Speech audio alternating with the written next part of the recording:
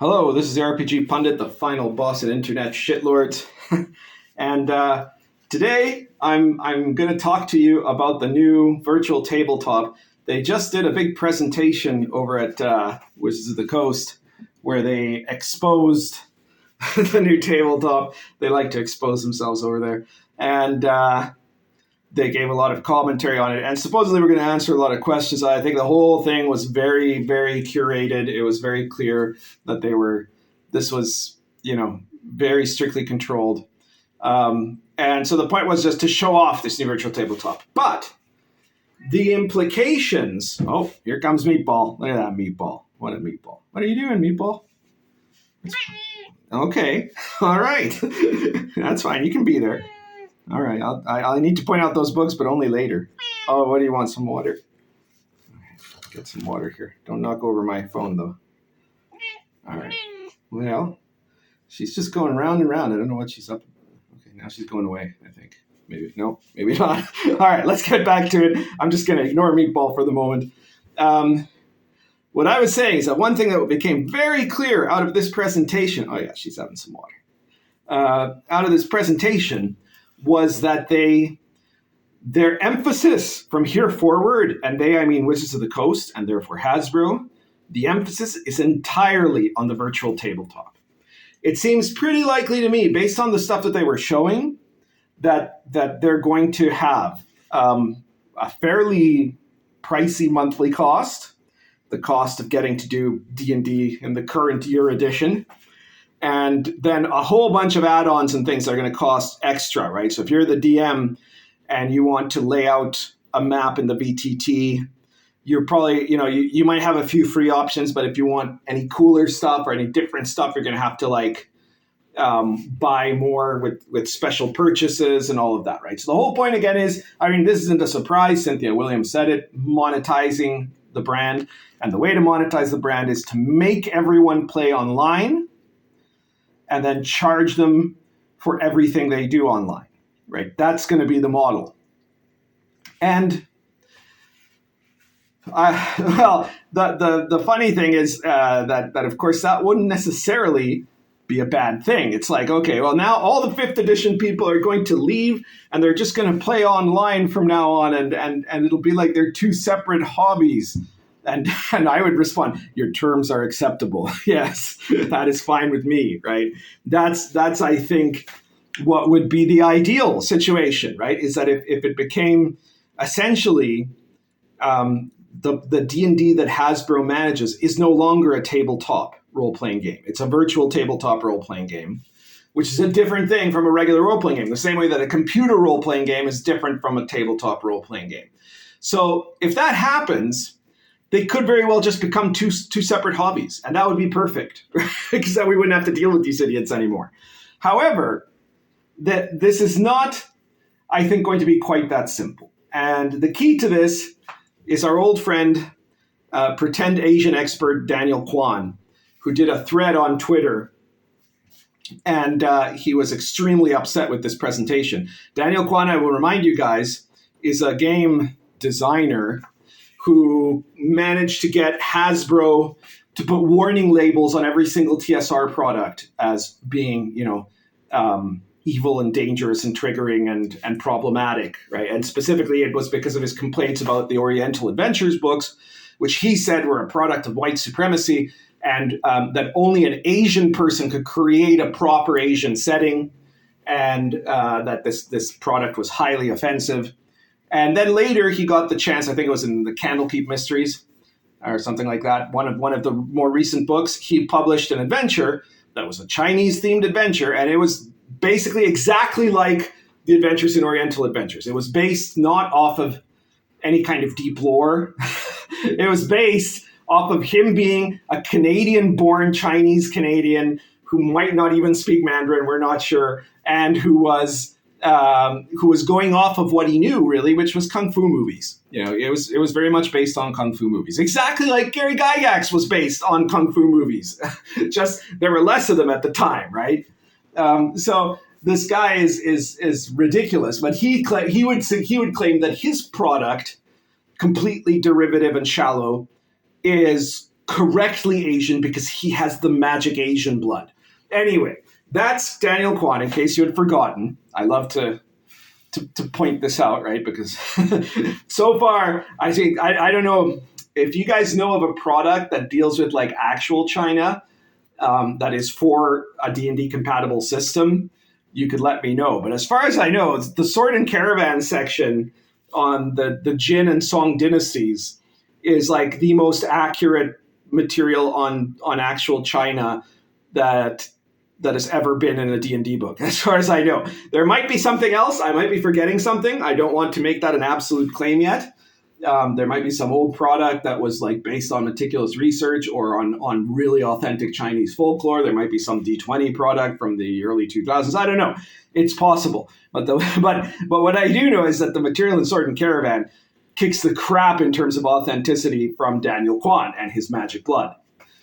So Daniel Kwan went to this thing, and he was very upset when his question was basically ignored. It was interrupted by questions about like the functionality. Everybody wanted to know how will the VTT work and all that. Whereas his question and the question of other people in the chat, that he spoke collectively for the entire chat, saying that they were very upset about this.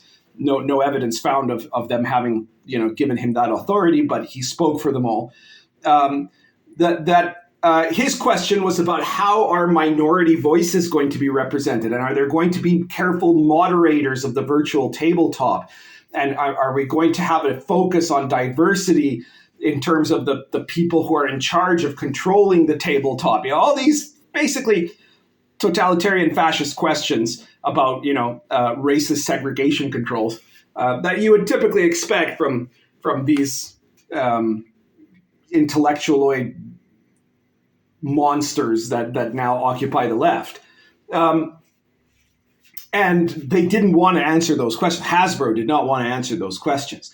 You might think that's a good thing, but I don't think that it's because Hasbro is in opposition to that. I think it's because Hasbro has now realized that what they have to do is promote the hell out of the product as, look at this cool product, you should buy it, and keep hidden all of the parts that are about, wokeism. And those parts are going to be there, right? The woke agenda, the CRT agenda, whatever you want to call it, is going to be there. They're just not going to advertise it. They don't want it. They didn't want their big event to be ruined by Daniel Kwan demanding a loyalty test of them at that moment. But it doesn't mean that they won't later pronounce their loyalty once the product is there and people are subscribing and are trapped by it.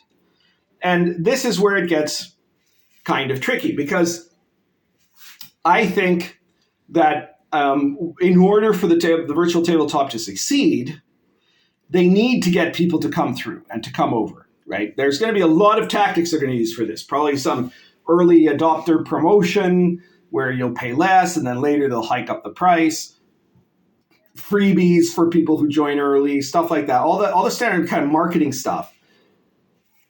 But inherently, what they need is a full migration. They need everybody who plays D&D, not just 5e, but all versions of D&D if possible, but especially 5e, obviously, to switch over to the new system that they'll have complete control over. Because remember, they'll be able to change the rules at a whim. It's all virtual, right? They'll be able to lock out anyone who doesn't follow those rules. They'll be able to have all of these, regulations about how you must behave. And they'll be able to charge you for anything they want to charge you. And they'll have the monopoly on all of it as far as being the official edition, if that matters. The problem is that for a lot of people, it might not matter, right? A lot of people might stay behind, just keep playing 5e. But they won't be playing it on the new virtual tabletop, I'm guessing. They're going to have to adapt to that. And if you join the virtual tabletop, it's going to inevitably be the new edition, so to say. Right? They were talking about the new edition that will be available virtually on the virtual tabletop. It's going to have many more races, almost all of them probably degenerate races, but there you go, furries and whatnot. I don't think they're going to have something out of, Celtic legend. Let's put it that way. No, it's going to be something about expressing your true identity through your character. And anyways, the point is, depending on how much the early shift happens towards the virtual tabletop will depend on the reaction of how much they're going to go after people who don't go onto the virtual tabletop, right? Because the biggest problem they're going to have is if there's groups that are not playing on the VTT. They need those groups on the VTT so they can charge them money. Now, they can't illegalize it, but what can they do? There's already people talking about this on Twitter, suggesting that it is potentially problematic to play Dungeons and Dragons in person, to get a gaming group in person as opposed to virtually, for a number of reasons, right? It's exclusionary, right? It means that certain people with certain difficulties, be them mental or physical, or economic, or I guess racial, will not be able to go and join a group in real life. So it's an inconvenience to them. But beyond that, it's also something where there's no control, right? And so there's a much higher danger in an in-person group of somebody saying something inappropriate, or of somebody engaging in a hate crime. So that in fact, playing D&D based games in person with other people in a physical space, like a living room or whatever, well, we know this, right? Kyle Brink said that white guys playing in a basement is the greatest danger that D&D faces at this moment, right? That they can't leave the hobby soon enough. So this is the policy. The policy is to get rid of that, because that is a direct competitor to them. You can go and play in the basement for nothing. Well, the cost of gas, I guess, or the cost of a bus ticket or whatever, an Uber, whatever you do to get there. Or you can play under Hasbro's watchful and vigilant eye for $40 a month or whatever it's going to be. Right? And that's what they want. Obviously, every time you don't do that, you at the very least are committing the hate crime of denying Hasbro $40 a month that they could use to promote social justice. You are basically a Nazi if you don't end up playing on the virtual tabletop. That's going to be the argument. Right? And the Daniel Kwan types will get the last laugh in the end in a way. He might not personally, because he might have kind of just pissed them off by trying to interrupt a situation where the undertone was very clearly, we're not talking about this right now. He might not personally, but his type, I suspect, will get the last laugh in the virtual tabletop, because they will use, hate speech and all of that, all those false accusations, all of those ridiculous standards as a way to control anyone on the virtual tabletop that becomes a problem for them, right? Anyone misbehaving. But more importantly, they're going to use those people to try to attack not being on the virtual tabletop. And those people are stupid enough that they're probably going to go along with it, because they're going to think, well, that's great, because then we're going to have everybody in the virtual tabletop and I'll be the political commissar, right? I'll be the one in power. So, and maybe they will be. I don't know. I mean, it's likely to happen for a while, except if a lot of people start abandoning the VTT because of that, this could be a disaster in the longer term for Wizards. But in the short term, watch out, because this is already the first seeds of this. I've already seen posts on Twitter which imply that people playing analog D&D are problematic at the very least, right? And I'm guessing it's going to be only a matter of time before they declare that playing D&D in person in a house or in a basement or in a gaming store or anywhere outside of the official virtual tabletop probably means you're a white supremacist, right? Because otherwise, why wouldn't you use the virtual tabletop? It's the safest place for all people. It's the most diverse place. If you don't want to be there, you're obviously some kind of hate criminal, right? So this is going to be their tactic. Now, let me tell you, some people are saying, well, yeah, well, there's some people who like playing on a virtual tabletop. Great. Well, there are other virtual tabletops, You don't have to use the one that Hasbro makes. I don't use them personally, but I'm sure in the comments, I'm going to get a bunch of people suggesting which of their virtual tabletop, their hopefully non-woke virtual tabletop, they will recommend to viewers if that's what they want, right? And there's a lot of them that have those special features. Now, I have to say, I am not, I don't play computer games, except I used to play Candy Crush for quite a while, online dominoes, but, I don't play real computer games. Those aren't real computer games. We all know that. Those are just phone games, right? And I don't play on virtual tabletops, and I don't usually run my games online. Almost all the games I've run have been in person. There's only a couple that recently, one in the first case was at the start of the COVID pandemic, and in the other one it's because I have some friends now that aren't living here, and I wanted to give them the opportunity to play.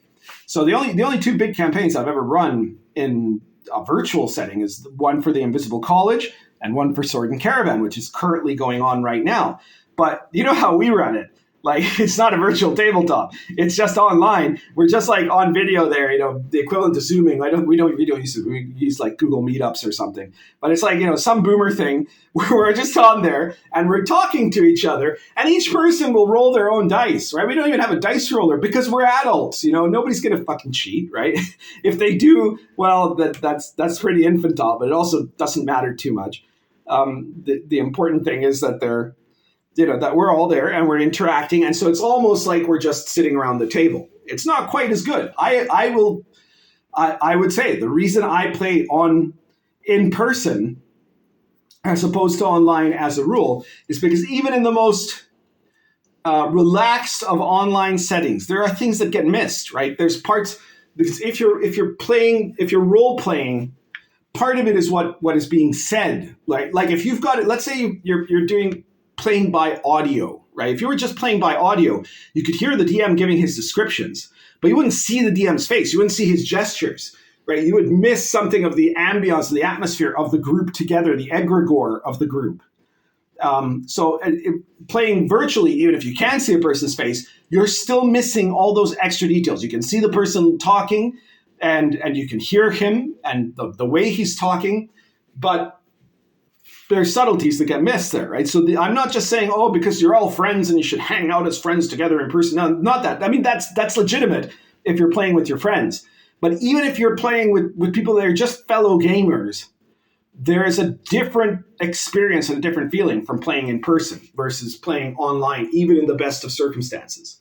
So I think that the hope here is that all of the terrible people, I think this is a pipe dream, but it's a nice dream, that all the terrible people will go and give money to Hasbro over in the virtual tabletop, and will basically piss off from our hobby and leave us alone. But they're not going to leave us alone. We're going to have to basically fight them because we're an existential threat to Hasbro, and Hasbro is going to get these useful idiots and recruit them to make sure that that Hasbro makes the most money it can possibly make. That's the scenario. Anyways, I guess that's everything. If you like this video, please share it anywhere people will find it interesting or will get pissed off about it.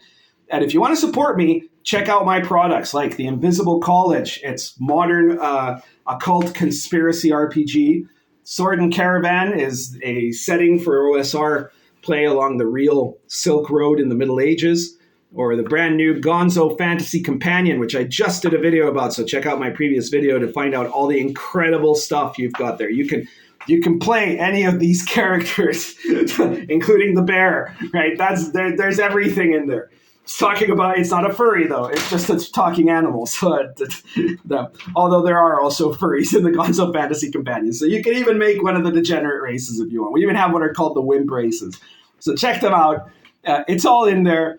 And check out Lion and Dragon and Dark Albion and Arrows of Indra and all these other products, because supporting me is the best way to help me continue to fight the good fight. But you are also getting something in return. Like with RPG Pundit Presents, you're getting cats messing around with something.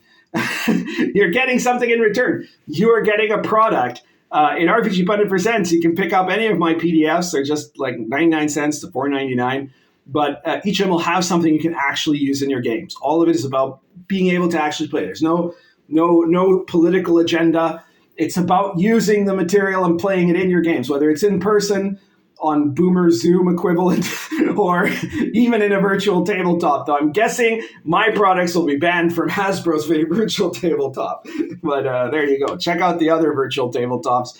And if any of you know of one that is like specifically endorsing Lion and Dragon or something like that, do let me know. Okay, that's everything for today. Currently smoking Nira Poker plus Argento Raices.